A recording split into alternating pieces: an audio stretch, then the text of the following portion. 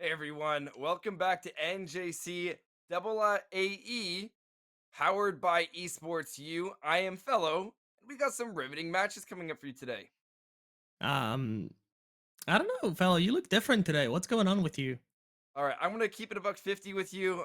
I am not Fellow. I am Binks, but you know what? I Oh, okay. guess I guess you can't really tell the difference, can you? Now I think the resemblance is uncanny, but with that out of the way, how you doing, man? I'm doing pretty good. I've had a crazy day. Tuesdays are an absolute mess, but Hmm. what about you? I think it's been a pretty average Tuesday. We're getting into the springtime weather, at least here in North America, and I'm enjoying it to be quite honest. Yeah, same. I mean, I've been at work for most of the day. Pretty chill. I did come home. My throat was a little scratchy. I took a nap, and now I barely have any voice left. So please bear with me throughout this best of three that we'll be seeing. And speaking of the best of three, we are gonna have Trinity Valley Community College go up against St. Clair College, and I'm pretty sure we've at least Phil and I have casted these teams before. From what I know, they're doing pretty well in the standings. Let me just pull those up. But I think one of the teams is 4-0, the other one is 3-1 at the moment. So we should be seeing, kind of the top teams from their groups. And what do you think? Let's get into the map bends, I think. So if we look at our actual map ends, I don't have the exact way that everything went, but I do have the three maps that we're going to be going to. It's going to be Chalet, Coastline, and then if we need to, it's going to be Villa as our decider. So Chalet and Coastline are two very different maps where we see a lot of structure required for Chalet, but onto Coast, it's a lot more of that fraggy nature. And Hmm. Foxy, it could be our very last time casting Coastline before it's removed from the pool. That's very true. The new season is dropping in a week, I think was announced earlier. So this, very well could be our last time on Coastline, unless you have something else lined up in the next few days. I know I don't. Also, my camera's doing things. Just bear with me. That happens every now and then. I'm just gonna go over the map ends really quickly because I do have the logs up. I know you said you didn't. Trinity Valley banned Clubhouse, then picked Chalet, then they banned Cafe, and we've had St. Clair Bend Bank and pick Coastline and Bend Oregon. So, like you said, we'll be seeing Chalet first, Coastline second, and Villa as the decider. One more thing I want to mention, though, is that Trinity Valley will be starting on defense in all three maps. Should we see all three maps, that is.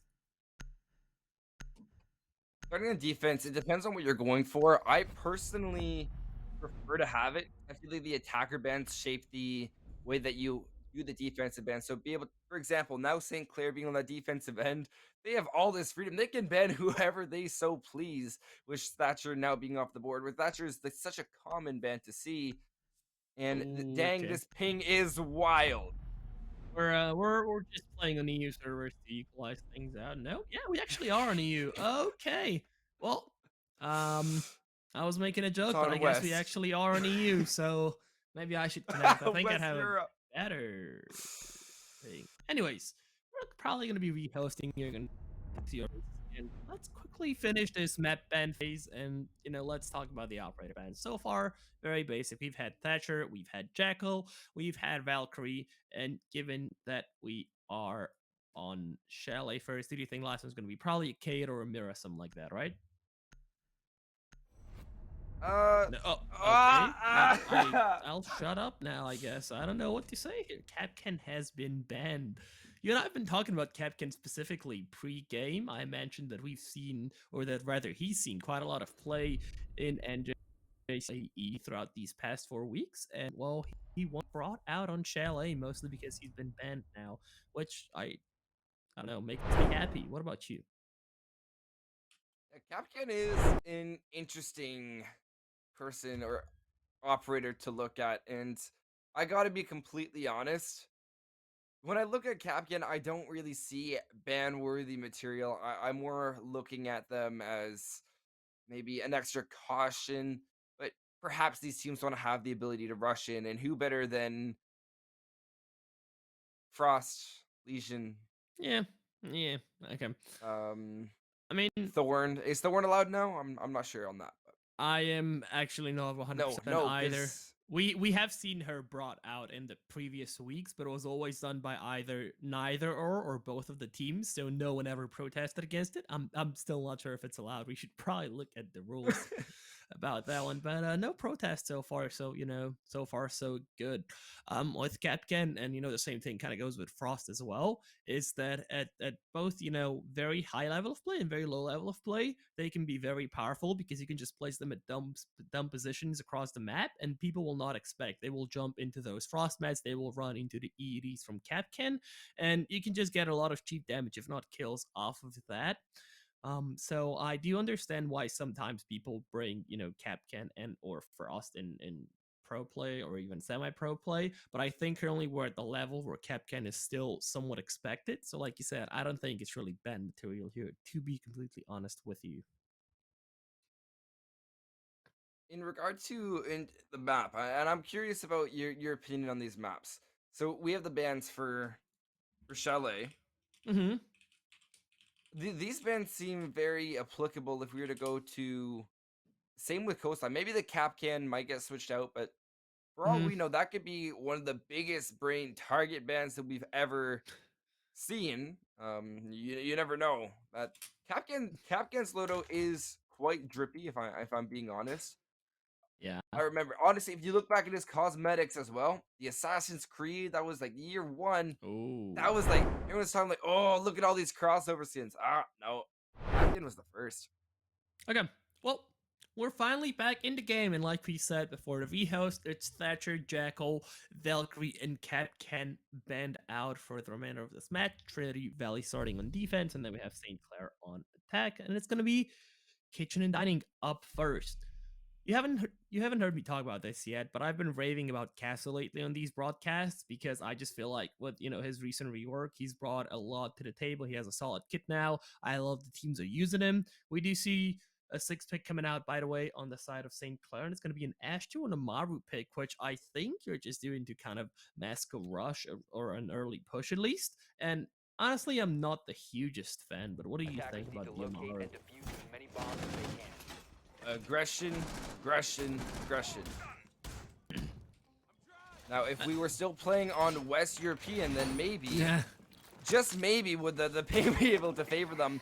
But I like Amar's ability to really climb all around the building. I don't think they're going to be expecting to go and reinforce Trophy Hatch, or you can go and look at Dining Hatch, where they could just spring on up. And if there's proper coverage with vertical holes, that could really catch them off guard and do a lot of damage because 10 it's not an seconds to angle you're go. looking at.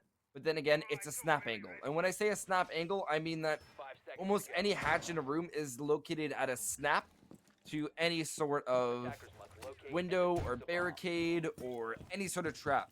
So if you're holding an angle properly, then all you have to do is snap your mouse to the right, to the left, and you'll be on it. And especially with the delay that Amaru has, it won't work too well. Yeah. But for things like this, getting right Okay. into Okay. Solarium, they'll be able to do just that and a smart castle off to really deal with that. But look, Oryx is going to spring down, and that's the problem with not droning. It's going to be A1X to be able to find the first kill, and Foxy, you I have mean, to expect that. They have the roam without the clear. yeah, okay. I heard an anyone else still lagging in chat from the Amara that just died, but I don't know. When you're in a setting, if you end up bringing Amara, you have to put in a lot of work for it to not be considered trolling. And I want to talk about the Amara pick specifically later, but the fact that you have 4 teammates that could potentially be on drones and clearing stuff out for you, and they don't even, check top Solarium, which is where you entered the building on, is very surprising to me. no. But as I'm speaking, A1X actually gets a second one. That is the Nomad off the board as well. I think she didn't even get any air jabs on. Maybe one, but that's it. Regardless, though, Work's going to be falling back into Trophy and then eventually even into the big garage. Sophia tried pushing him out from below, and now there's the Thermite there to help her out. But the Oryx is long gone, and that is the beauty of him. He can just jump around the map. He has the shotgun. He can even dash through the walls, and most importantly, he can jump up hatches, so he could pop up on the other side of the map in practically no time. But regardless, hatch gets open, nades are getting tossed out, and it's just 80 seconds left on the board. They're currently with 3-5. Not going well for them. Not entirely. They have vertical control, but it doesn't look like they're utilizing it to full effect, which is something you have to ensure you're doing, especially on the second floor. because almost all of the site is vertically enabled. We're going to see kitchen wall finally open. Now with a minute remaining, this will open a lot of different push routes. You got to use the amplified scope, but you can't go for that slow peek. You have to play with the assistance. There's going to be some stuns beautifully executed by JM. And there's Chars to pick up Alpha. That evens things out almost. Sprays are coming out on both sides. The attackers have the opportunity. They have the means to get into sight. It's just about using those puzzle pieces correctly. Hot drop now from JM Beast. He's going to spring on in, get one. Retraded by Dalos. Now left to do a 3v1 Kinger. One Finka boost left in the chamber, I guess you could say here. Kinger pushing up, swinging around. They have the LMG, but 26 bullets remaining, but also 20 seconds. There's no chance for reload. This plant has to go down. Beautiful spray from Dalos, but will get sprayed and lit up by that fragmentation grenade. Reload now. 10 seconds. They're going to be leaving it to the very last second. Grabbing defuse. Here's the push. We'll be able to see the castle spraying out. That's Fox 59 full on health. But there is nothing that can be done for the lonesome Finka, and it's going to be Trinity to take the first round. Yeah, I mean, Trinity on their defense, pretty solid overall. Great entry picks by Oryx. You know, starting off round 1 of map 1 in a 3v5, I think, is a huge confidence booster. But, like I said, I want to circle back to the Amaru pick. We've only had one set of grenades from the attackers on Finka. We've only had soft breach from the Zofia, if I'm not mistaken. So there were a lot of shoes or a lot of different spots that, you know, the Amaru pick could have picked into. But first we dropped the Ash, we picked up the Amaru, and like I said, you can do that. That's fine, but you gotta get a lot of work done with said Amaru for it to not be considered trolling at this point. Regardless, I'm not gonna get too worked up, but it's just round 1 after all. It is worth mentioning in that scenario that we did see the hatch actually reinforce inside of dining. I think I saw that in the corner of my screen where they did reinforce the dining hatch. So it did take one of the reinforcements away, but when you're trying to take all the reinforcements away, but you still have the thermite on the board and the means to clear, it doesn't make sense to just place 1 or 2 reinforcements. It doesn't favor you as much as, or nearly as much as you think it actually would. But downstairs, this basement site has been seeing a lot more play, and Mira being left unbanned means that this site could be that much more powerful. Yeah, I mean, I would definitely say that, you know, just off the operator bans, given the fact that one of the banned defenders is Capcan, I do feel like defense kind of has the upper hand just operator selection-wise. And Trinity, like we said, they're starting on defense in all 3 maps. She can play them. So I do want to see how many rounds they can get in, because even if they end up, you know, kind of holding a little bit short on attack, they just need to win most of their rounds right now and then get those finishers later on. It's going to be the Oryx. Again, given his position away prematurely, but get rid of the Claymore. So I guess there's that at least. Big garage already under control from the attackers, and they don't seem to be pushing anything else other than that at the moment, which kind of worries me because it's shaping up to be a very linear push. You are right in that case. I'm a bit baffled. Why? I understand you have the Osa shield, but this just seems like an unreasonable use and almost a borderline stall out, as all 5 of these attackers are not going to be going for any vertical controls. It will be a very linear push. An A1X official could be pushing up. That's defuse, possibly cross angle held, and it's going to be JMBs to win out that first opening gunfight. This linear push now underway. It makes it very easy for Trinity to now change and reallocate the resources to take this head-on approach. Yeah, absolutely. I like the fact that, you know, well, they may have given away a pick, and now even 2, at least they've successfully denied the mirrors from being open, and that is huge. Won't matter for long, though, because the thermite exothermic chart did come out. The mirror window's still up, but at least the boiler side is up for contention from the attackers now. It's just mirror and that specific bomb side. We also have Maestro in the small cubby or storage or whatever you want to call that one.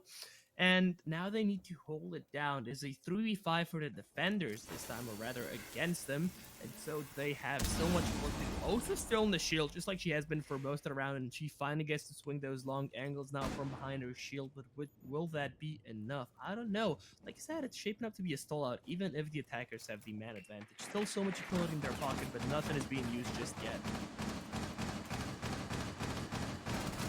All this time, a good sneak in from King are going to be able to catch the Maestro on a rotate, but they're covered by Zin. Coming around, Zin's going to have to find at least 2 more to win this round out, but they're assisted by Alpha. Plant will now be attempted by Chars, and there's no chance in denial. They have all these cross angles, and Osa, man, oh man, you're playing a game of chess when everyone else is playing checkers. So Okay. look at that patience paying off. Now let's stuff this in. They'll be able to find 1. 2 more to find. They'll have to contest that camping rapid Osa. Oh my goodness, the patience on this man is absolutely unreal. They have the cross angles, however, and we can see the same thing. Oh, it's the light up and 2 headshots. I told you they're playing chess. They're playing chess in a game of checkers. Yeah, it ended up working out for them in this case specifically, but still, the fact that you've just had Osa sit on that shield for the entire round is very risky. I guess you can afford doing that. Low. Foxy. Yeah, did I lag out a little you're bit? back. That happens. A Yeah, little bit. fellas used to it. You're pretending to be fellas, so you should be used to it by now.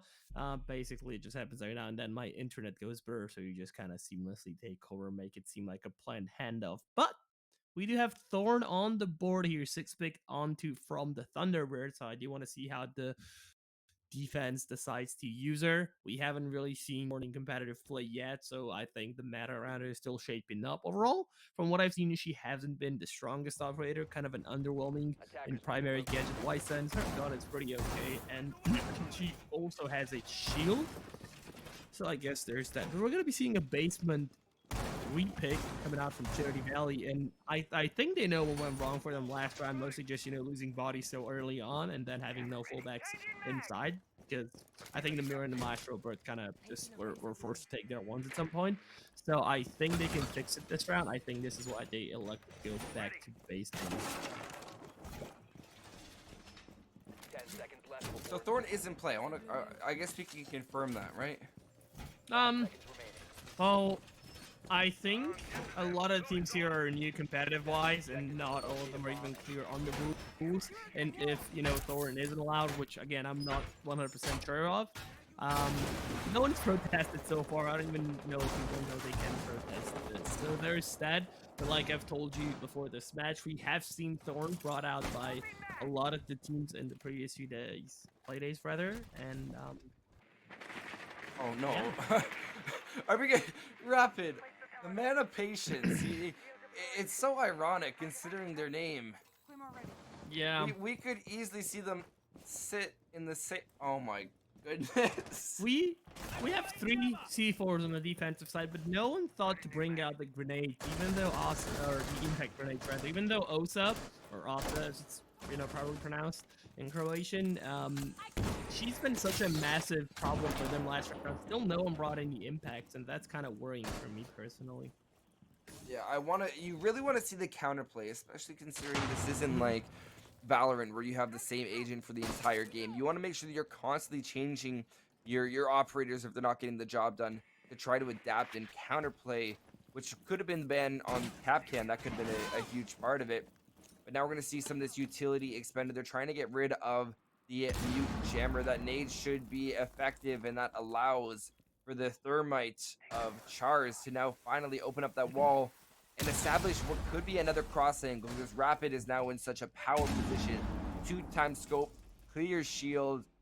They have their reticle exactly where they need it to be, but A1X is in a very powerful position. They were able to go for that flank, but who stops that flank? It is going to be Untold Warrior on the Nomad. So very interesting to see if we will have a different altercation. But A1X trying to be very sneaky, but Hatches make so much noise. And I believe this flank could entirely change the round. I mean, A1X doesn't necessarily need to go for the kills, he just has to make his presence known to the attacker, and that is exactly what he's doing, because then he forces the attackers to either constantly look behind them, or actually... When it's going down, though, the frags are just coming out from both sides. Rapid gets 2, if not even 3, and that's Duran who's gonna try finding the third one, because Oryx just dropped the hatch. They're just doing ring around Rosie around the car, and neither of them's looking in the right direction. Finally, one goes prone, looking for the leg, spots them, shoots them out a little bit. Oryx is down, and gets taken off. It's all up to the Thorn of Dallas to clutch this one out, as we're on a triple for Rapid already, and make that 4! my god, I think we're seeing Osa win the next game. No cap. Oh my goodness. They didn't have to move, Boxy. Yeah. I don't know, man. This is It's like you're playing Defend on Terrorist Hunt. Or, what's it called now? Training Grounds. Training Grounds. Yeah, that's it. Man, all these names are new. It's quick match rather than casual. But regardless, that's a huge play by the Osa, and it's no fault of Rapid. That's not me saying like, oh, they shouldn't be able to do that. No, they're using and taking advantage of a very strong angle, and it's now not just on the player on the attack to keep doing that or change it up. It's actually on the defenders. You mentioned that counterplay, like, oh, no one's taking the impact. That is an absolute essential part to defense. That when you see something that worked to take you out in any way whatsoever, you gotta make sure to take something to counter it. And no impacts. I understand you have the shields, but they are essential for making last-minute rotations. Yeah, I mean, absolutely. I feel like Siege especially is, one of these games where adapting and counting on the fly is just so extremely important. It's usually not as much as like, what can we do better? It's more of a how can we counter what they just 10 did if they seconds do it left. again. And again, we have no impacts on the board. But Osa, Rapid currently on her, 6-1 at the moment, and they just show no signs of slowing down. Again, nothing's gonna counter that Osa. That could prove fatal for Trinity Valley. Once again, I'm kind of worried for them. They are defending top 4 this time around, so I do want to see how Rapid utilizes Osa on a top 4 push. I'm gonna guess based on the way they play, they like to keep that patient manner. We can see them either repel up to double window or even Solarium, but they still have that shield, and we'll see it deployed right on the window. Beautiful angle, already gonna catch one off guard. A huge headshot from Rapid, opening kill now on the side of St. Clair. A extremely powerful angle now being watched from Rapid.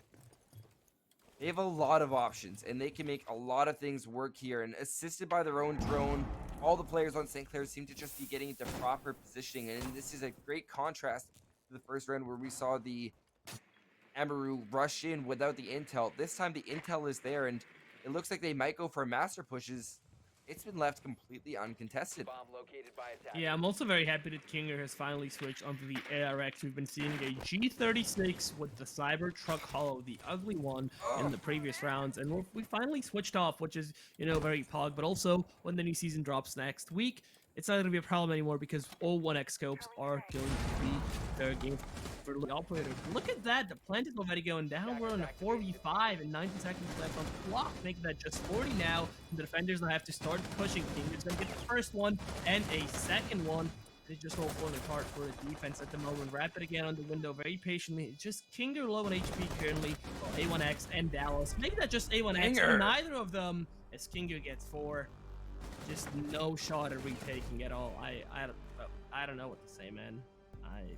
Wow. Well, we have to acknowledge St. Clair's brilliant ability to clear and really isolate angles on the site, and it came at the fault of Trinity Valley. You really want to make sure that when you're going and holding a site like second floor, that you're the one that is choosing the angles that you're going to give up. They gave up way too much. Solarium needs to have at least a little bit of presence, especially Absolutely. bathroom. They gave up bathroom, and that gave so much freedom to Kinger to just push in there. And it wasn't off over aggression from St. Clair. They played it exactly the way they're supposed to. They didn't get over aggressive. And the beautiful cross angle set up by Rapid and Kinger, very well done. And it is not to say that the remaining 3 players weren't there. Attackers They need to were locate in and defuse supplementary any bombs roles they where they can. didn't have to do anything because all the kills and angles that were seeing action were covered. Yeah, I mean, Trinity Valley, they had, Maestro on the board, yet they didn't seem aware of the fact that the plant was going down just right over in the next room. They weren't aware of that at all, so that is an oversight. The fact that they had no impacts is an oversight. What I do like, though, going into round 5 is that they're defending kitchen, and B, more importantly, they have finally switched off of the Oryx. A1X, he got, the huge entry to start off the series in round 1, but since then, they haven't really done anything. They're 2-3-0 at the moment, and they finally switched off of Oryx, what seems like a huge push operator. It's, again, like with the Omaru, like, you can justify bringing the Oryx.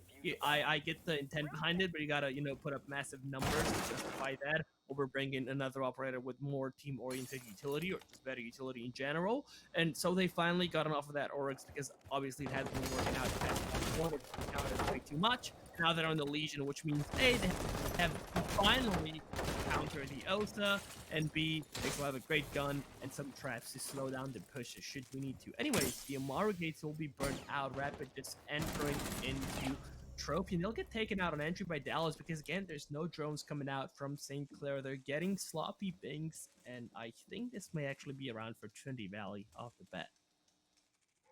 Well, Rapid is the top. Oh, never mind. Kinger and Rapid are both tied for top frag, so this gives Kinger a very pleasant opportunity to jump right on above. The Aruni and Dallas, good job making their presence known, but if I was in their position, I'd be waiting. I'd be waiting for the perfect time to peek out, especially knowing that nades are a possibility. You have to watch where the more relevant angle would be, and that is going to be up on that second floor. Now they have the option. Maestro. Let's go. Okay, well. Oh, let it. Oh, okay, okay. What are the chances they need themselves?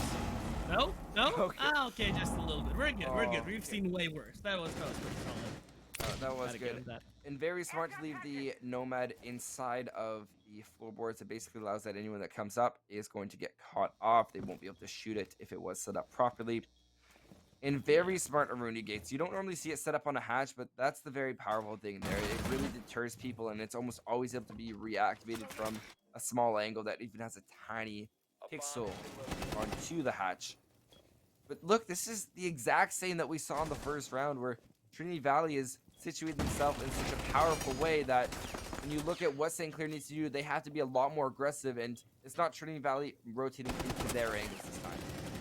I mean, the problem with Fox Valley is that they're getting pinched from 4 different angles. There we go to Storm and Hatch. Finally coming out, they will spot him, they will take him down. And there was no one to really support that Nomad on the Hatch, putting in the work. Kinga gets one of his own as well. It's a 2v4. Once again, it's all up to A1X and Zin.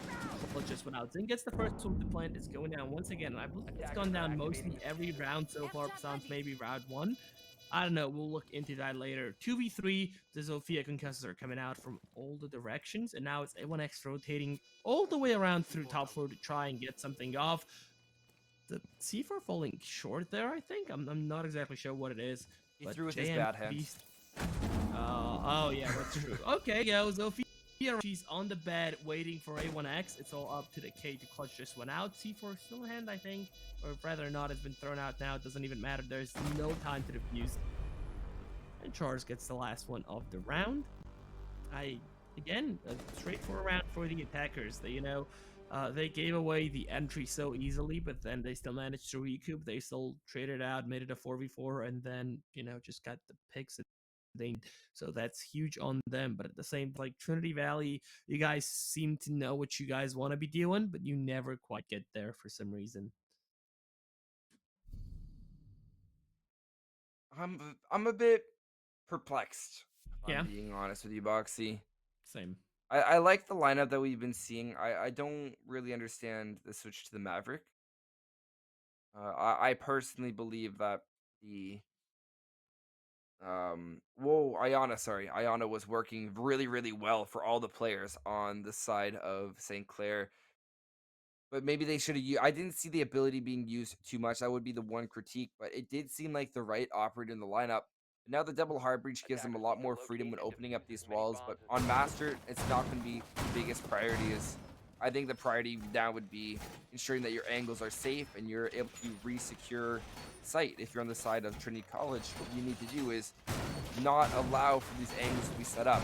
Whether that means as the Oryx waiting down below inside of Trench, or as it was called. I don't know if that's changed since then, but that's the door right next to Wine, where we saw Rapid on the OSA place their Claymore 2 rounds ago, or maybe more than 2 rounds ago. That's what you're really looking to prevent. You're trying to get on those angles, pop outside. Oryx does a phenomenal job being able to run out really far, really fast. So if he goes through even front door, dashes out, you might be able to take out the OSA of Rapid before they even have a chance to react. Yeah, but then again, this is one of those Hail Mary plays that will only, work once at best. And given how down Trinity Valley are, I think something fundamentally needs to change on their side. But I think you pointed out about 2 rounds ago, and it's still true, is that they just give up too much control in defense too easily. They aren't contesting the points where the attackers will be pushing from, and it's punishing them because the attackers can just walk into the side, get the free breach, get the free plant, even in like, you know, 4v5s that we've seen before, and then they need to retake, which also isn't really their strong suit. The nades from below coming out, beautifully demonstrated by Max, narrowly misses, but Dallas is going to live to fight another way with most of his HP still intact. He knows people are below now, and Rapid on the Ota once again on those windows while playing a long game. Kinger, though, with just a little bit of HP, and Dallas suffers the same fate. He's very low. He needs to pick the rest of his gunfights for the rest of his round. Especially on that smoke, Toxic Babes. J and Beast, I'm a little bit curious with that push, but they have the ability, they have the means. What I want to see more of Rapid doing, and I know that it's not a possibility unless I'm mistaken, deploy an OSA shield on top of the window. And here's the spray from JM, just looking, and they are just spraying, but they weren't able to find it. Alpha to be able to survive. I don't know how. I'm a little bit curious as to how those shots did not line up, but Kinger will be the next one to set up to the plate, trying to find a kill where his comrade was unable to. He'll be able to find one. That's the Thorn now off the board, leading things up to a 4v4. Second Toxic Babe cooked, so Thermal Charge will also go out.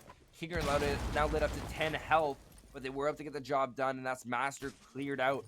Charge to get the plant. It will be successful. Impact nade finally being used, but look at this. There's a second shield that is being deployed. Springing up the angle, not being watched. Zin gonna get lit up all the way down to approximately 35 health. Swing around will be the Thermite. Zin to find the headshot, but there's Rapid covering the cross angle. Malusi has to make things work. They will do so. All left up to Untold. You see the Malusi not able to line up the shots, however. Kinger downed. And with 17 seconds to go, Fox 59 is going to have an easy time getting this defuse as they're not even able to find Kinger. Yeah. I mean, finally, defense got around on the board again. Can we talk about the fact that it took us 6 whole rounds for an impact to be thrown at an Osa shield, where Osa was brought literally every single round, and she placed down her shields in, I think, all but one of those rounds. It took Trinity way longer than they should have needed to adapt, but I guess they finally did, and I don't want to say this is because of it. All I'm saying is, you know, they finally threw an impact. They finally won a round. So, if they consider adapting, or if they, if they keep adapting, rather, if they keep doing that on high, if they keep countering what St. Clair are doing, I think they can get a few more rounds on the board. But they're on attack now, which I think has been the favorable side on Chalet for quite a while. I should probably check those numbers out because I always get them mixed, but you can correct me if I'm wrong. No, I think you got it. I got it. Let me check. I'll check the SI stats. That's the most recent thing we've had. It feels like so long ago. That's the weird thing. Yeah, I know, man. I sat there watching SI in a CGG call for 10, 12 hours a day every day when SI was on. Okay, yes, Chalet was 46% defender sided, so slightly attacker sided. Nowhere near as bad as Coastline, who's like 41%, but you know, still there's 4% kind of show. It's not 50-50. So on paper, at least the play at the highest level of play, Chalet is slightly attacker sided, but I'm not sure if Trinity Valley can win this one out. I'll be honest with you. Maybe they force overtime, but I honestly don't see that happening. What do you think? You know, after the first split and all. I think St. Clair is going to have a huge advantage, and if you look at the way they're constructing their attacks, it does look like they're going to be going for more of a blunt force approach to stop any push before it can actually happen. Now, I do believe it will be the exact same case here. So I'm looking for Rapid to basically get into a corner, as you see right now, play their life, and hopefully that will either deny enough time or it will be able to result with Rapid being able to just shut down the push. And that's the beautiful thing of having my playoff site. It means that they're able to constantly apply more and more util, and no drone means that it's going to be a free kill. Swinging around, 2 more will jump in, but that means that they have to worry about the kill box. Kinger to find one big headshot. And that means that the defenders now have the advantage. Kinger might have a drone in there. They're going to be going for a C4. Random throw. Going to line up onto the Twitch. Alpha, goodbye. They're relegated to the bench now. Dallas and Fox 9 left in shambles. And hey, look, this might as well be Rainbow Six Siege Quarantine because we have the two Chimera operators. Oh, that was smooth. Okay, yeah, it is just a thinking line alive. And speaking of line, his skins are coming out. Like I said, it's a 2v4 at this point, and Trinity Valley were barely even allowed to enter the building. They've only lost one so far. I love the aggression from Kinger. You know, he made a swing, he got the kill, and then he dropped below instantly. He went for the C4 as well, which lined up, so props on that. Regardless, though, Flash is coming out of library. They will try and clearing out, you know, top fireplace, and then either moving on to piano hallway or maybe to their flanks down below, even Ivy. And that is a wise idea because honestly, Kinger was just playing their line, though, pushing up without any support from his teammate. As far as I know, no, Ah! not checking for Kinger. There we go. He's How do you let that playing happen? patiently behind the bar. Well, Oh I don't my know. goodness, Kinger! Pistol? Rapid. Pistol? No! Okay. Well, that one for Dallas. Kinger got too confident, didn't reload his weapon, tried getting the pistol one. Sadly, wasn't enough. It's a 1v3 for the Finka, though. It would be 4 total for them. Actually, it would be an ace, right? They need to ace to win this one. Won't even find the first one. JM Beast on the Maestro looking at those feet holes. Trinity Valley, they really weren't allowed to enter the build this one, man. They just, you know, I can maybe understand the first death of whoever just jumped into the Wamai's crosshairs, but other than that, I'm like perplexed, like you said. You put it so beautifully earlier. Perplex is like my favorite word of the day. Yeah. Although when I first said it, it was already past 12 when I said perplexed, so it's kind of like a loophole. It was like yesterday's word of the day, but it counts as today's. Okay. But I yeah, see. perplex is 100% the word of the day.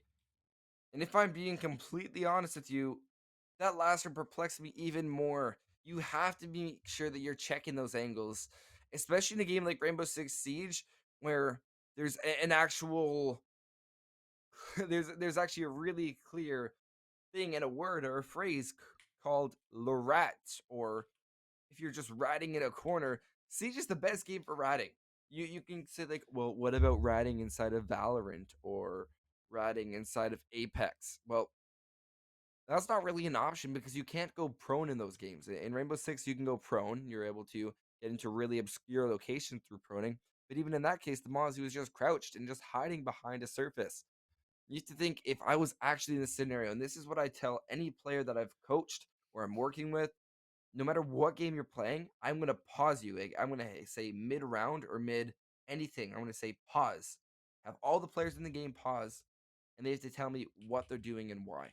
If you're able to do that on your own mentally, your game will improve so much because you're going to stop doing brainless things where you're saying, oh, I'm pushing up.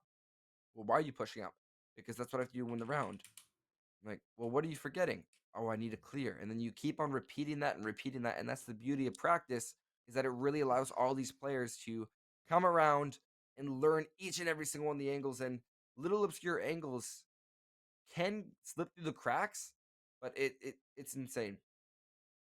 Yeah, I mean, watching that one round where, you know, it was Trinity's first attack round, but there was really just one thought popping into my mind constantly, and it was, man, if only there were drones in this game so you could, you know, check the rooms you're entering before you enter said rooms, that the game would have played out so very much differently for the attackers. But alas, I don't think there's any drones in this game, at least none were used. And then that ended up punishing the attackers oh so much. So I don't know. I think that's the biggest problem. This has been the biggest problem for them. Besides Trinity giving up too much control early on, their intel game was relatively weak, and that translated, even snowballed once they got onto attack because their droning is also not really good. So those are two major things on. Do you have anything else, or do you think that's mainly it for them? No, I think you hit every single mark there. I'm really just curious to see what actually happens in this round. 10 I want to seconds see to insertion. Trinity Valley on this attacking side, especially for basement here. We saw that Sinclair when they used the OS to great effect, but I want to see vertical play. I Attackers want are to moving see out to vertical locate play a bomb and so defuse it. badly Yeah, because I that's I don't what think you're made this getting site that. so hard to defend at first. I mean, I feel like one of the problems, by the way, rapid, nice entry, and it's gonna be the line not even able to make it to the building this time around. Words are hard, excuse me. I think I have a fever right now. I'm not even kidding. So you'll have to let me get away with that. But I think what made snowmobile so very hard to do to defend is that most people just went for that garage breach and they just cut the map in half. They just watched that from the outside. Rotates weren't possible. But since it's gonna get JMB, it's gonna be a 4v4, and the attackers are already close to the side. The Goyo shields are being popped, and enjoy those while they last because Goyo's getting reworked. No more shields coming next season, meaning next Tuesday. So I'm glad we're not only seeing, the last of competitive Coastline for a while, we're seeing the last of Goyo as well, one of my favorite operators, and I'm sorely gonna miss him. But 2 minutes left on the clock. The drones are finally coming out, and they're gonna be droning or burning rather the Rooney gates. I don't know why you do that, especially if your floor is still with 2 Terra drones in your pocket. Just waste one of those. They're expendable. They explode if you don't, even if you use them anyways. Yeah, well, Now it's gonna be there's actually a what? loophole when you're Yeah? using Flores. When you jump, anchor, and go through an Aruni, it is still indestructible, meaning that you're going to detonate the Aruni, but your charge will still go off on the other side. It's the most efficient way, besides if you're to consider using a Ayana Gemini replicator. That's the most efficient way to clear it out, because you blow up everything on the other side. But now going for the kills, it will be used to displace the Wamai of Rapid, but we know they're patient. We know that they'll take their time. They're not going to go for too aggressive of a push. They're going to wait till they have the cross angle that should be assisted on the side of Kinger. So only time will tell. Yeah, indeed. 60 seconds left on the clock. The attackers need to start pushing in. Their biggest mistake so far has been that they haven't really been pushing off of their utility or their utility set up by their teammates, especially those with Terra drones. We've seen them push out a few defenders from their position, but no one was swinging to capitalize on that. A1X, though, while he did get spotted on the cam and Zen is there to support him, they are pushing across. They could establish all the vertical pressure that they wanted. I think that's exactly what they're doing. Yep, the hatch is going to get open. They have the fuser, though, which could be kind of risky. I'd prefer that the fuser being trench, but I guess it is what it is. 30 seconds left, and they need to start pushing in. The utilities being burned, and I think someone possibly dropped. No, okay, audio is deceiving me. Never mind. I don't know why the attackers are just stalling, but there we go. That maybe was they just did. inside. Yeah, maybe You they did drop. did. Your ears did not deceive you. It's Okay, just double crazy for angles, but rapid. Oh my goodness, triple. rapid. What? What was that round? Okay, yeah, this is the usual chaos that we see in NJCAA matches. This is what we came for, man. You're finally getting to experience it. It took us a few rounds, but this is what we usually see, and this is what usually leaves us speechless at the end of those rounds. So, match I'm gonna point keep for it St. up- Clair. I'll keep it $150 with you. Okay, I fellow. do believe we can break. Every time I say that, I hope he's watching. I hope he sees a clip. Because every single time, I never say that. It's only when I'm thinking of fellow. It's one of the things that comes to mind. And for all our viewers, the next time you see fellow on broadcast, probably next week or whenever he's back on here, it's going to be. I'm gonna keep it the $150 with you. Yeah, he's gonna be it's a keeping it classic. $150 with all of us. It's a fellow moment. But regardless, if we look at that round, it was absolute Attackers need chaos. to But locate and do defuse you know the who bomb. didn't fall to the chaos? Rapid. Rapid had a very cool Rapid mindset triple kill? the entire round. Yeah, triple kill, but they could have gotten aggressive early on. They really took their time, and I think that's what made the difference. Mm-hmm. Yeah. You're pretty much hitting it on the head there. Again, I've said this last round, and I want to stress it again. Trinity Valley, they finally got some drones out.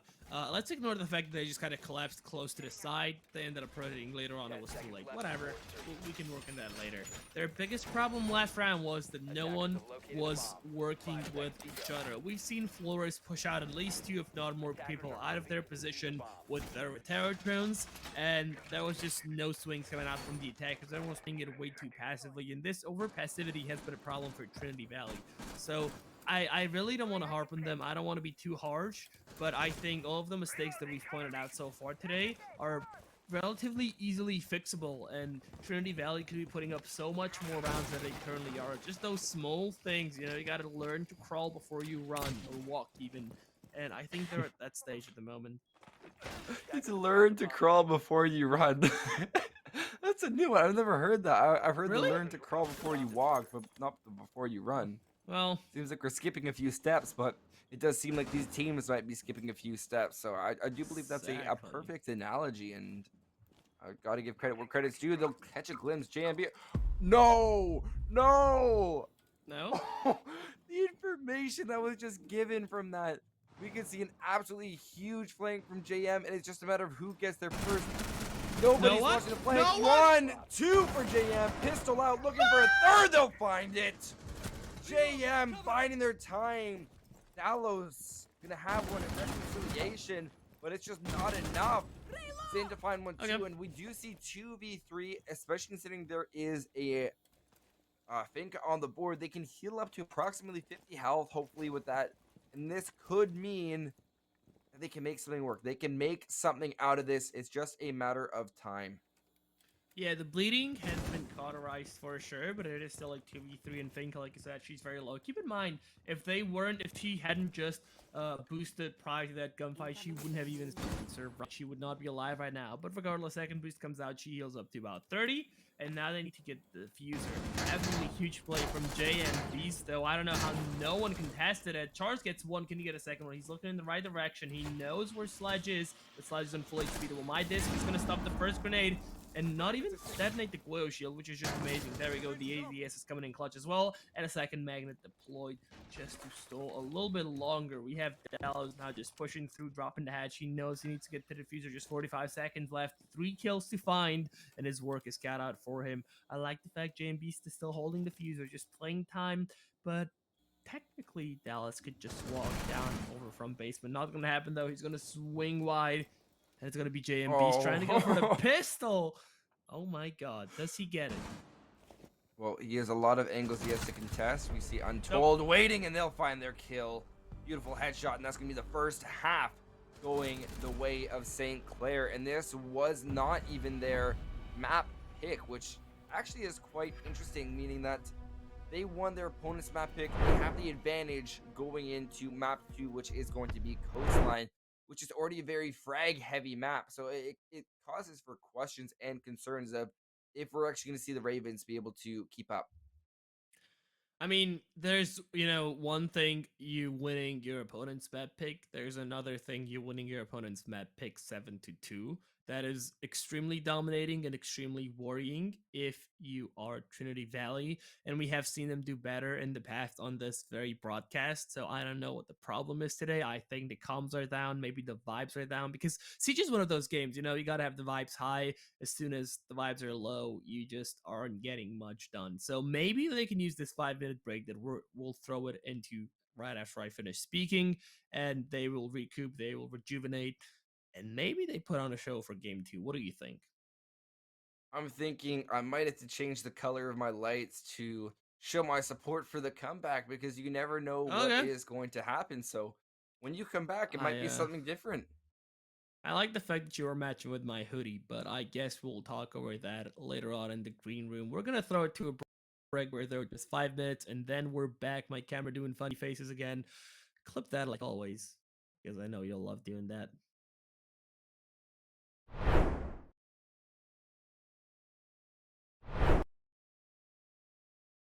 Well, the lights are flashing red. We know that something has to happen, and it has to happen now. That's right, Trinity Valley is on the ropes. They lost their map pick quite convincingly 7-2, and St. Clair seems like they are on fire. So you can either interpret this as the fire that the St. Clair Saints are currently, or this could be the alarms just blaring, telling you that Trinity Valley needs to get it going on our second map of Coastline. Yeah, I mean, it could also just be an alarm saying, "Hey, we're having a lot of stuff go wrong in these rounds. Maybe we need to fix some of those mistakes." Because we've been talking about St. Clair's, or we've rather been talking about St. Clair's very little of what I was trying to say, because we've mostly been focused on criticizing Trinity. There's also obviously mistakes coming out from St. Clair's, but they seem very minimal as opposed to the ones coming out from Trinity Valley. And I guess the scoreline kind of supports that. We had a 7-2 on Trinity's map pick. So now that we're heading rather onto Coastline, which is known as the frag heavy map, it's St. Clair's pick, and I honestly think with how they win their 1v1 so convincingly, like you said, this could be a 7-0. And you said that off air so no one else heard you, but I did, and I just said it out loud. It's a bold prediction. I think it's definitely possible. I want to make it very clear. I still do believe that it's going to be very possible that Trinity Valley can win this, but they do have a lot to fix. And these bans, I think they have to make sure that the bans are properly used. The Capcan ban did come on the side of Trinity Valley last time. You can tell because they are on defense every single time. Yes, every single time. Just want to confirm that. We could see a repeat of bans. Osa escaping the ban phase. I'm not sure how that was allowed to happen. Thatcher's not really a must ban here on Coast. He's really not really needed here. And I think you could Do you really think we're better than emphasize the Osa? point. No? No, they Okay. can't. I They mean, can't. we've seen Trinity, they got demolished by that Osa. In the first 6 rounds, only on round 6, they brought those Jaeger? impacts to counter Osa. Yeah, Jaeger got banned, which I respect that. We'll touch upon I that in a like that. second. But it's Oh my the god. fact I don't know. The fact that we haven't banned Elsa is just amazing to me. The fact that we're sticking with a Jackal ban instead is yeah. Who hurt y'all on Capcan? I absolutely agree. What did Capcan ever do to you? There's so many other pressing operators that are giving you a run for your Money, and it really is a question of yep. why that's going to be the case. But the other Russian operator of Fuse is going to be taken by St. Clair, and that could wreak absolute havoc onto the defenders, especially considering the close corners, close quarters, whatever you want to say, on Close Coastline. enough. Yeah. We see 2 6 picks coming out, rather. Vigil onto Melusi and Ash onto Zofia. That's already an upgrade from the previous game where, if you remember, round 1 we had an Ash that then later on ended up switching onto an Amaru and then died at entry because she didn't even drone, or she wasn't drone in even into the room that she was entering into. So the fact that there's no Amaru on the board showed me that St. Clair are here to win this fast and steady. They, I think, have a great momentum going on from game 1. Like you said, 7-2 on your opponent's map is quite devastating. And again, just keep it up. This could potentially be a 7-0 if they're ready for their own map. Anyways, I think we're on the right servers this time, so no need for rehosts early on. Let's go. Game not bugged. U7, something. Playing about Rainbow Six. We'll be seeing a kitchen defense, and I am curious to see how Trinity Valley do approach this. Again, we do see a castle coming out from them. We've only of Chalet, if I'm not mistaken, and I am a fan of it. Once again, the double castle there, pretty interesting. I think that's gonna get burned pretty quickly. So unless you specifically want to burn some, soft breach on the service side, I think you could utilize those elsewhere. Maybe even help out the roamers with those a little bit, or at least like main lobby, sunrise blue, something like that. But we'll see how those end up working out. It's gonna be a vertical take for the attackers, and I forgot to ask you this before I got into the match. But what do you think, prediction-wise? Does Trinity Valley tie this up, or is it a St. Clair one? Well, I said my prediction off stream, but I don't think that it's going to be good for the side of Trinity. And highly unfortunate fuse charges. It will completely miss out a lot of them. The one my puck's going to catch it and actually blow up on the ceiling. Not going to catch anything though. Absolutely raining fire. If I was the fuse, I would mainly be focusing on clearing out all the way where you see those two defenders. I think you can call that pantry, or you can call it kegs. That's what I used to call it. Whether that's the same, I don't know. But you see the push come right on. Char's gonna be looking to take control of service. Meanwhile, Rapid still raining fire from above. They have the breaching charge ready. Kinger, you're gonna using that LMG to great effect. Things from up above. Untold Warrior with the double sprays from Rapid, trying to cover every single angle possible, but they are unaware. Why are we not reacting? Excuse me? Did they How's even that? move? The feet stay still. You can't watch a vertical angle like that. You have to reposition. The moment you hear the fuse, you can't stay still. Get out of that position. There should be chaos in sight. I know audio in this game is bugged. There's no denying that. But the fact that you've just had something open right above your head with a breaching charge that is A, loud as hell, and B, has a lot of visual artifacts on your screen when you're close to the explosion, and the fact that still none of the 3 people turned up to even contest that angle is just mind-blowing to me. There should not have been a world where I think it was the Finca, right? Question mark? Or is this Sophia? One of the two. It was no, it was the fuse above. Fuse above. Was it a No, fuse? was it the Okay. fuse above? No. No, it was Kinger who Let's was see who has on 3 the kills. fuse. On the Yeah, fuse, on the was? fuse with the Okay. breaching charge. It was the Attackers fuse. need to locate and Okay, defuse thank the you. bomb. Yeah. I guess it was. Attackers You're have right. located a bomb. So I don't know. There was no world where the views should have been allowed that, and I honestly don't know how Trinity Valley is just giving such huge openings to St. Clair. Again, we have seen them play on stream before, and they seem to be a shell of their former selves, at least from what we've seen in, I believe it was week 2. And I'm slowly losing all hope for them. As doomer-ish as that sounds, I don't know. I think this is already decided serious, to be completely honest with you. We can have a little bit of hope for Trinity. We do have A1X going on the roam. Attackers are Gonna heading out shoot to defuse 3 the bomb. rounds and just say, Attackers have dropped the bomb as our diffuser. Canadian operator, Attackers have just recovered buck their it and diffuser. go right in through the wall. And honestly, with Oryx, you have the ability to really push right on in and move around at great effect. So really smart. And if you look, this was not talked about with the armor changes. Oryx has more health that he can play with, so it's a passive buff. And why is there a bulletproof on the ground? Diffuser That has was been the same dropped. as last round. I wasn't sure if it was, but I believe this is the second time. Attackers recovered the bomb. Well, it's gone now. Whatever it was there, but I would slightly-ish understand putting it behind the table. It's still a very weird play, to say the least, but maybe put it on the floor behind the table where not everyone checks and just use it as an audio device. That I could maybe understand. I don't know. I was where it was. Anyways, Alpha's gonna get the entry rapid with one of his own. It's gonna be a 4v4 very early on.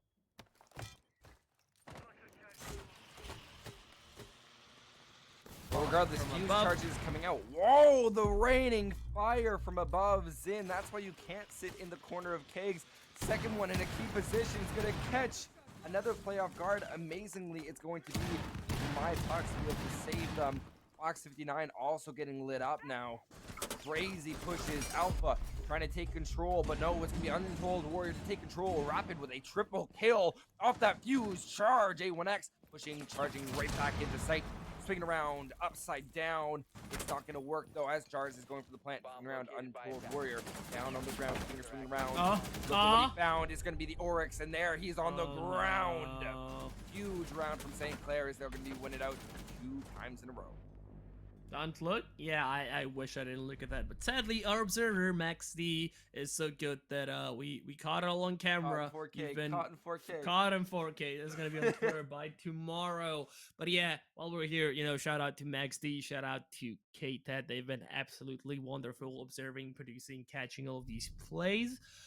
So thank you guys for that. But can we talk about the elephant in the room? Can we talk about the 2 fuse charge kills in the same round after literally the same thing was done by St. Clair's in round 1, meaning the Trinity could have prepared for that way better than they have.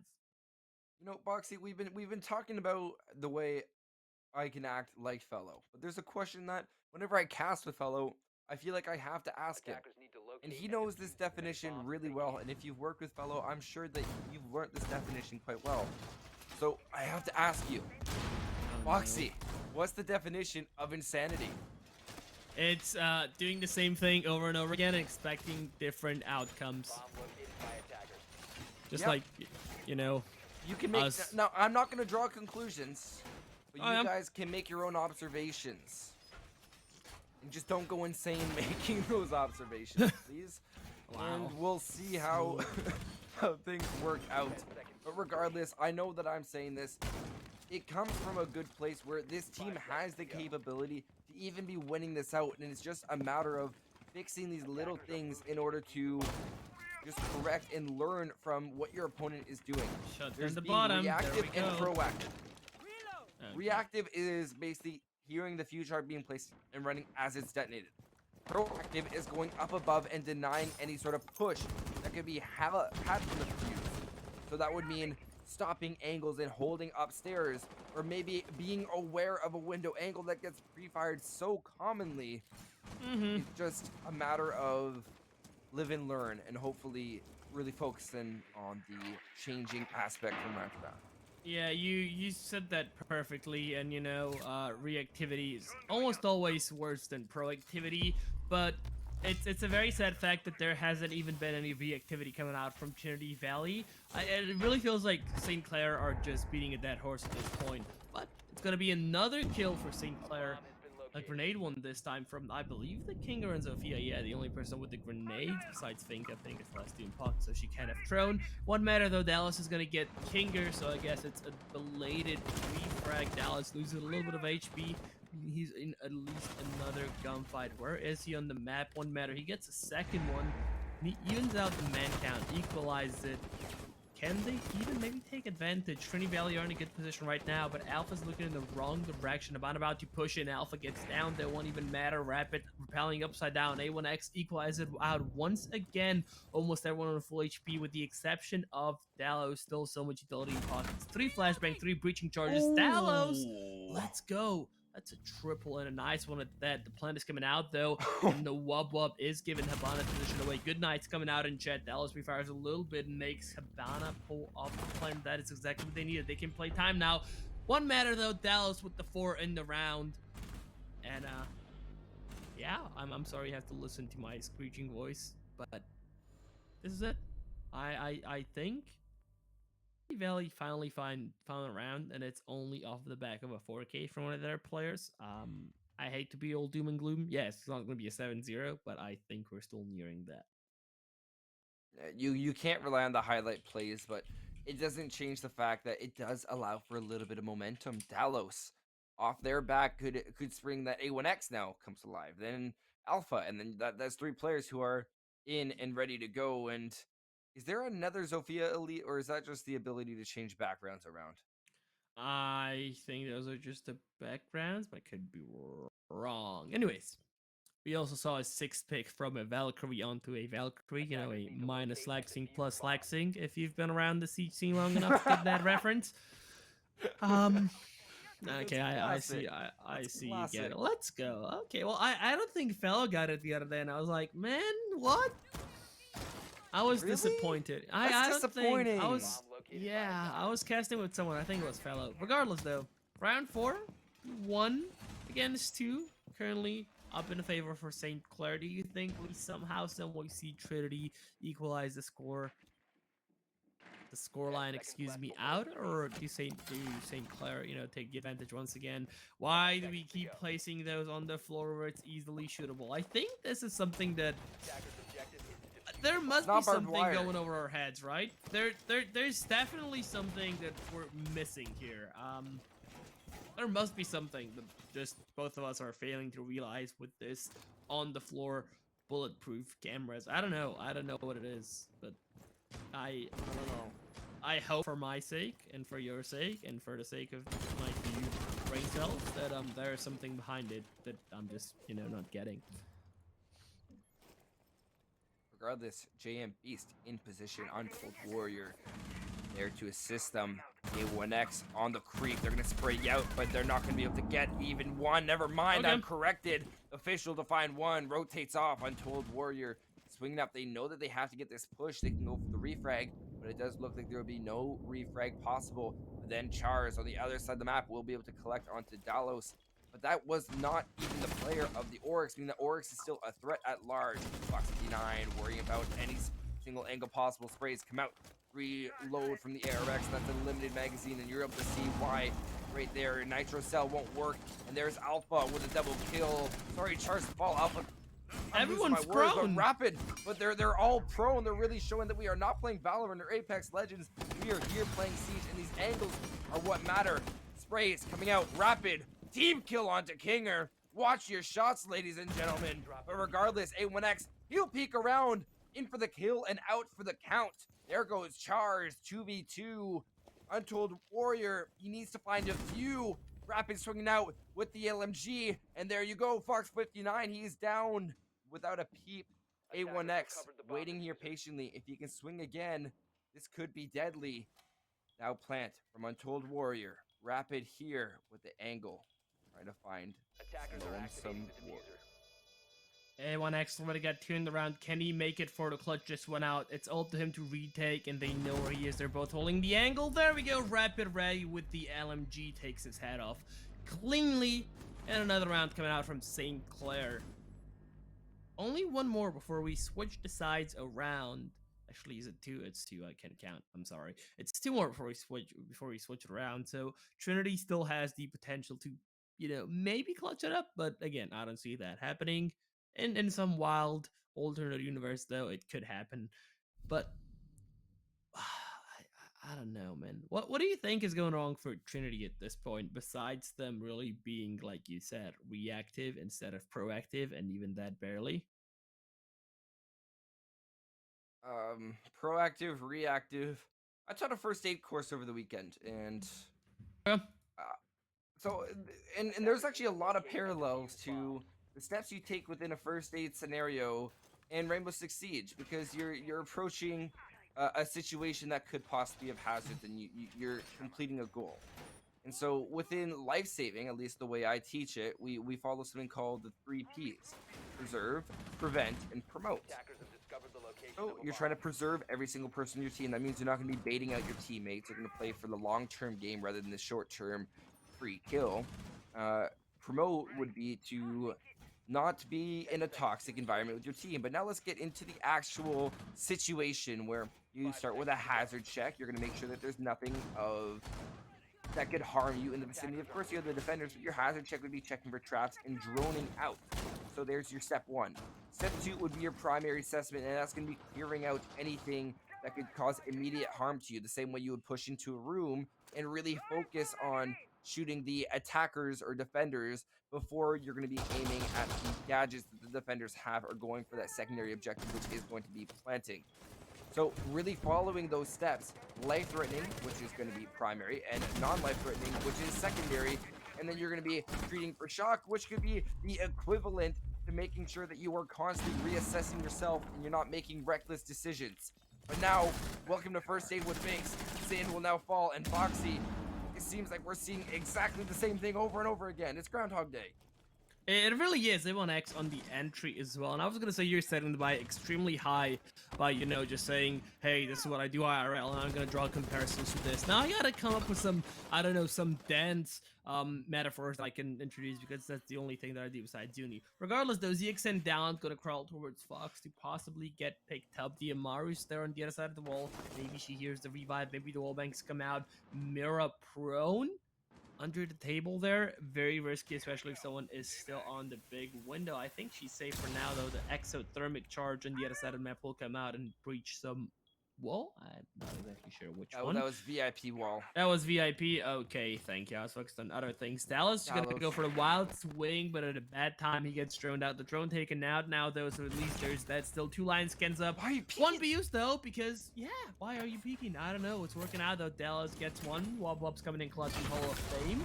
JM will take them out, though, and just because he was shooting at the Wob, he actually dodged the C4, so I guess he needs to tank his lucky stars. There's a 5v3. Amaru just gets up into the side with her gadget. No one's contesting. There we go. That's one. She doesn't check the shield. She doesn't know someone else is there. Fox react. Finally, thank you. She is down, but the bleeding is happening already. JM gets a double, and it's a 2v2. Everyone with really 3 charms on the other side of the map. Think it takes a lot of damage. 50 seconds left, and A1X and Dallas are just chilling. Both kills, or both sides get a kill, and it'll be Dallas finishing it out for his team. And we may actually be seeing a closer half than we expected. What was this round, though? How do you let the Amaru through the side hedge get a kill, and then turn her back, second player in the same position, and she was alive for good 5 seconds after that? Fox just wasn't reacting. Like, I don't know. Is it an actual Fox playing with pause or something? Is that what's happening here? Huh? Yeah. That's mainly what I'm looking for, but Good play from the Amaru. It was like, they're right there. And then it was a constant mess of, they're right there in front of you. And then it was a matter of, just shoot them. But you can see the 3 different levels of, Attackers have discovered the location. My brain experienced a lot of different levels of But like I said, I don't know how Kestra's curse is real. I jinxed it. There's definitely a possibility of Trinity Valley bringing this back, though, making it a 3-3 split. And, you know, just 2 rounds ago, I never ever would have said that. But somehow, some way, I am being proven wrong. And do you think we're seeing a 3-3 split? Sorry for cutting you off there. Or do you think we are, you know, heading into the second half with a 4-2? What do you think is more likely? you see, every time you ask me to think, I do something very, very clever. I answer in a way where I could always be both right and wrong, but always both at the same time. But most of the time, it seems like I'm always leaning towards the right spot. So it makes me seem like I'm getting a lot of things right, but in reality, I'm getting almost everything wrong. Okay. But regardless, here's my prediction. What I think could easily happen is that on the side of Trinity, they now have the ability to get aggressive with these. How do you lose so much HP there? You heard a shield place down, and then you stared at the shield, and then you stared at someone who swung you from behind the shield. I have questions. Well, I guess at least the impacts are coming out. Maybe it was you in the safe forefront mirror. I'm not sure. One shield is destroyed. Charles, though, creeping up on Aqua, gets a pick of his own. That's a nice one onto the mirror. I don't know why she insists on playing in that specific position on the mirror overlooking Aqua, but this is something we have seen her do at least twice in a row now, Binks, and that's such a horrible position to be in as a mirror. Don't even get me started. Please take it over. I definitely can take it over by giving you some very insightful play-by-play. We've seen a very good and dominating Clair thus far from St. Clair. They have been able to take a lot of control, and it's off the inability to read into the angles being held. And Trinity is just running right on into their deaths, and they're holding them to make sure that these rotates that have cut them off in the past will not be a problem. Rapid use those angles to great effect. Spotting out the player, and we've seen how dangerous they are with this Oza shield. They are repelling this time. They'll be able to go for a very clean headshot. We're on the cusp of a flawless round. Now Zin stopped inside of Hookah. They're going to try to take control of this. They have some traps to assist, whether or not the information is there. It looks like it is from these Free Fires. All the sprays coming in, they'll be able to find Pinger, and that's not going to be the flawless as it is shut down. Spraying through, that is not an indestructible surface, and meaning they can still shoot you. 20 seconds, tick tock on the clock, because the party in Hookah is just about to stop now. Oh no, he'll be able to find one. Looking for a second, however, with 9 seconds, it looks like it's tick tock boom Chars to find another huge kill. Are you a casual Kesha fan, or Only on stream.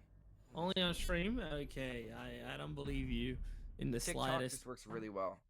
Okay, that's true though. I'm gonna steal that, and I'm gonna sell it off as mine. Well, 2-4 split. Chat, It clip is. it. Chat, clip it. Clip it and ship it. Clip it and ship it. 2-4 split. It is though. Infinity Valley now have to attack. Let's check coastline. I think earlier we said it was yes a 41% defensive win rate throughout SI at least. So what does that mean? That means it is attacker sided, and it's pretty heavily attacker sided. I think it was the most attacker sided map throughout SI. Yes, it was. I just double Attackers checked. need to locate So and defuse as many bombs as they can. that means that on paper, Trinity are in a good position to maybe, maybe win this out. I think Ben's kind of lean towards the attack this time around. Like you said, Thatcher, Ben, kind of redundant on coastline, if I'm being completely honest, most of the time. Jekyll Ben is okay, I won't argue that. And then, Jaeger being gone means that you only can rely on Wamai and to some extent Rooney for projectile denial, which is absolutely huge, especially with how popular they've made lately. And while we're only seeing 2 sets of those, I would have expected maybe even 3 coming out from the attackers.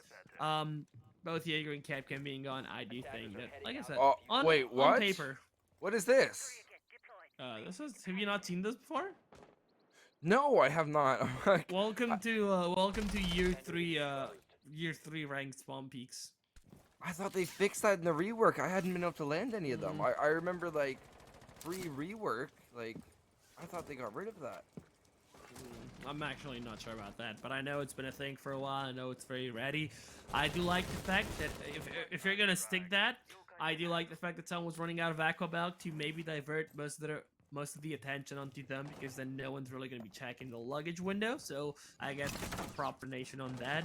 Waziga gonna get thrown out though, take out the drone, but now they're thrown behind the bed from Charles to support them from theater. And a few pre-fires are coming out, but the phones are ringing. Used to call me on my cell phone. Says Dockaby as she calls. The calls aren't returned though. The cell phone is turned off now. Just like in a movie theater. It's going to be a Hall of Fame and VIP push, and Char's going to be rotating around, pre-firing blindly, not connecting any shots as of yet. 2 minutes left on the clock, and some control has been established by Trinity. Still all 10 people alive, so there's that going on for them at least. Yeah, as they say in the movies theater, don't be a rapid replier, and that's exactly what Rapid's going to do as they shut down their phone instead of really waiting it out, and that could throw destruction, but Fox 59 is going to be able to survive a little bit longer as it's going to be charged to fall. Rapid looking for their kill. They'll find the head onto Zin, and they have the flank, but don't get too aggressive. You have a very solid primary. Just take the second to reload it. Although the pistol does have basically the same amount of ammo as the primary, but you have to talk to each other. So you know that's a third for Rapid. Why are you letting this happen, Diffuser? Case now down. Can be Kinger to find one down below. They have the second. They're just waiting. They know they are prone. It's going to be a double kill for Dalos. But look who has the advantage. It is going to be Rapid. Case down upstairs. The swing. The obscure angle. The headgear even favoring them. Final minute. You are Ayana. Use that Gemini replicator. Don't give them the 4K. Creeping up. It will be a free shot for Rapid. And St. Clair will take their defensive round. Yeah, I tried being cheeky. She audio baited that Gemini close, so maybe Wazzy wouldn't shoot it. But that does make sense on paper. If you're gonna shoot it anyways, exactly. Both of you are one-shot HP. Stop pretending you're a Gemini. Stop pretending you're a clone, and just try going for those.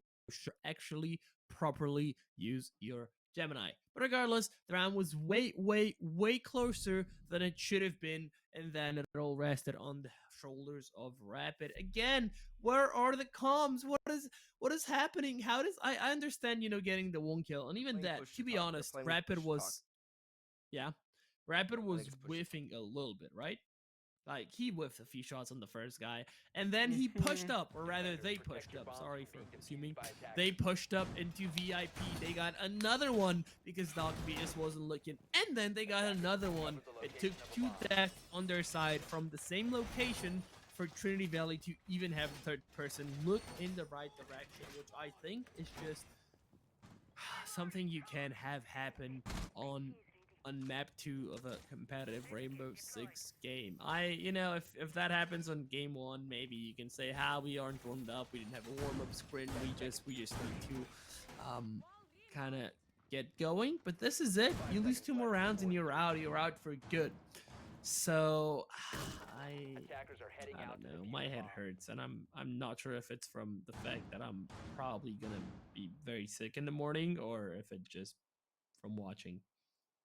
Just to clarify for all the viewers, he's sick from external purposes. This game did not make him sick. Just want to make sure that's very clear. Okay. I'm kidding. I gave you a way out.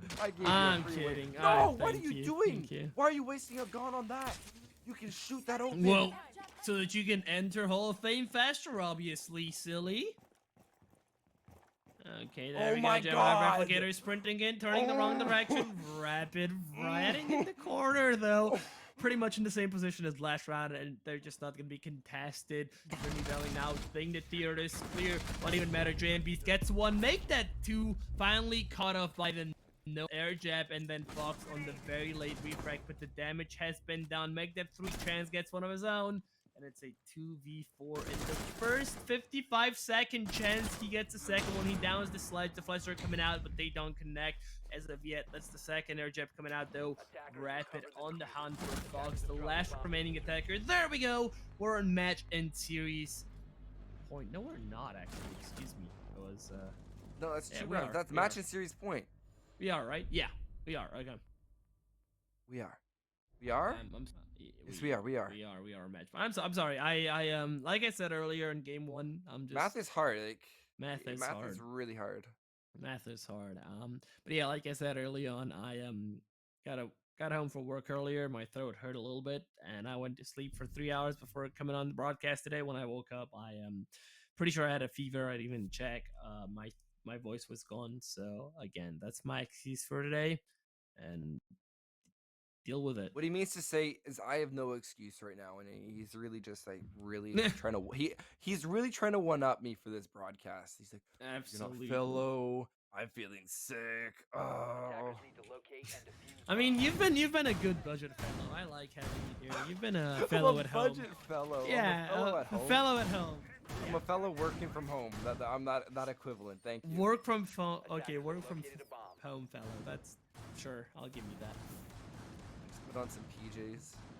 You know, back in the day, I don't know what he's been wearing on broadcast recently, but we used to it would always be like be wearing some like flannel shirt or be going for some tropical Hawaiian shirt. You guys were missing out on fellows like glory days of like he was just dressed to impress. He doesn't do that here, does he? He just like dresses to impress, man. Hey, fellow and I on the due process major that we casted late February, I think. It was like January. Yeah, like January. That sounds more right. Him and I pulled up in matching final shirts. He was red, I was yellow, and we looked dashing. Okay. Our names matched together pretty nicely. We're just called La Foxy together because Boxy fellow Foxy. We looked amazing. So if you ever have a chance to check out the process, do that as well. But back to the round at hand. Still a 10 piece on the board. Make that just 9 rapid with the entry and Rapid. make it 2. He's just unstoppable right now. Will it be 3? No, Fox. Finally on the late refrag for 2 rounds in a row. Again, we're just seeing Groundhog Day at this point. Lion skins coming out. Maybe too little, too late. A few pre-fires from Charles, who switched off of the Malusi onto the Albite to fully unleash their roaming capabilities. Untold Warrior would take a lot of HP. And JMBs with the Iron Sights playing below. There you go. Dallas, though, gets Kinger. So it is an equalized man count across the board. But again, we still have 2 minutes to play with, and everything's been happening so fast. And there's a lot of time still remaining in this round. 3v3, it can still go either way, but JM with that crazy shotgun will be able to take out Alpha, bringing the man advantage back on the side of St. Clair. Exactly what you want, especially with Untold Warrior to find Fox 59. All left up to Dallas, going to find 1. Looking for 2 more to keep their team in this series. Nade will be cooked out and detonated at the bottom of the stairs. Whether or not it rolls down enough to hit Charles, it will not. But this rotate is quite pivotal, and they're going to be able to go for the plant. Now that is a better use of the gun. It's not the best use, but it is a use. Now, they also have the ability to get rid of this complete Aruni shield, but regardless, they aren't playing the angles. You have to hit that. Look on the side of Charge, they're playing really safe. They're just setting up a cross angle, and this is quite daunting for Dalos. 9-6, they'll send the Gemini in. Shuria Gate now caught and disabled. Swing out from Untold. St. Clair will win it. GG's in the chat. And this one will only have 2 maps, and that is all she wrote. Well, I mean, yeah, couldn't have said it better myself. It is all she wrote.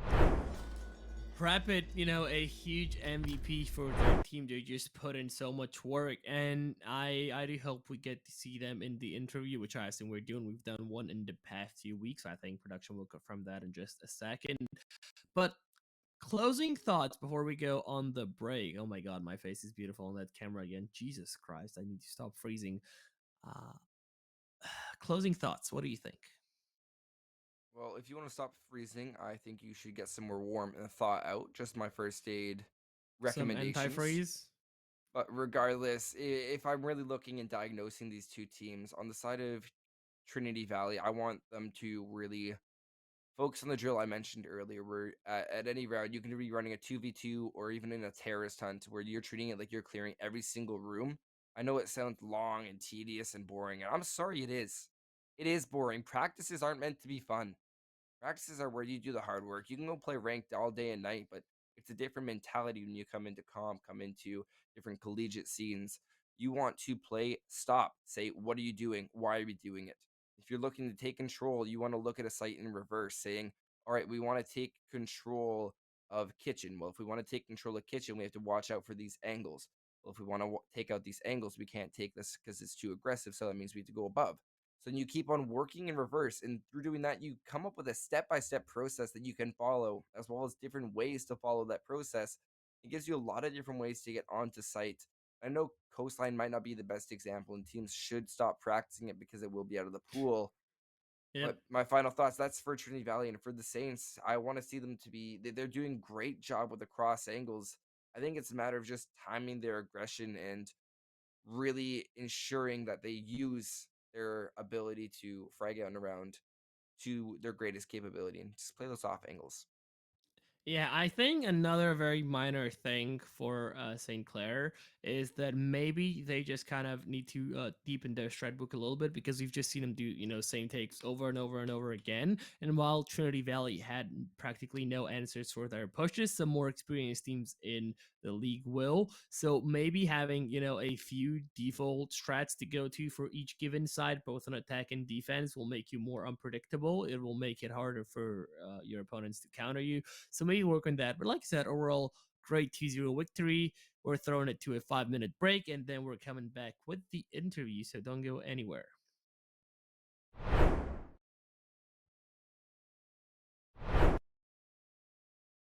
Okay, and we're back once again, this time just with the interview.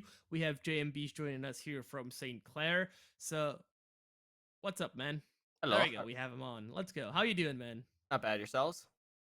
We're doing great. We're both a little bit tired, but it was an awesome, match to watch. So, again, congrats on your win. Thank you. I think Binks here is going to ask you a few questions. So, Binks, why don't you I get started? am. Great to Yeah. see you. And Canada represent. You got to say that. And man, oh man, you had such a performance. St. Clair was very dominant. And I think that was very clear. We'll start with Chalet, going a little bit in chronological order, where I want to wonder about Rapids, OSA play, and just the team as a whole. Do you guys just sit and look at a wall for fun? Because you are so patient. Yeah.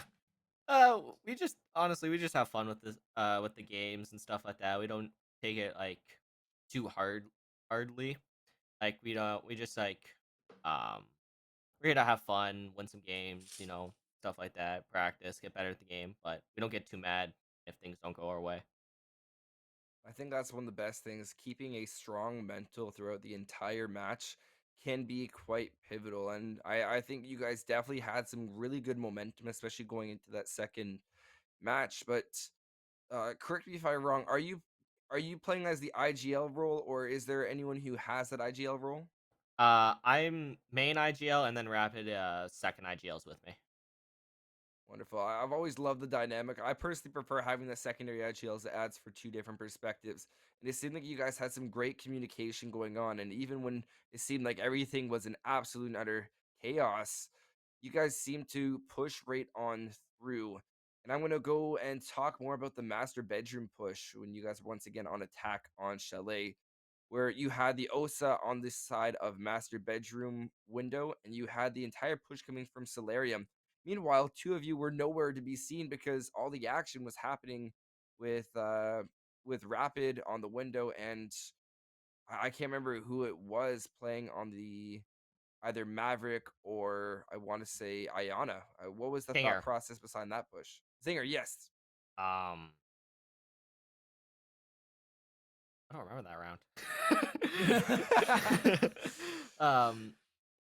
That's fair. Yeah, Well, a lot of the with time Zinger we just basically push up through master bedroom and bathroom. You basically had the push come up from Zinger, and they basically had a beautiful cross angle established oh yeah. through the window. Basically we just noticed that they don't sit in master bedroom, so we just Mm-hmm.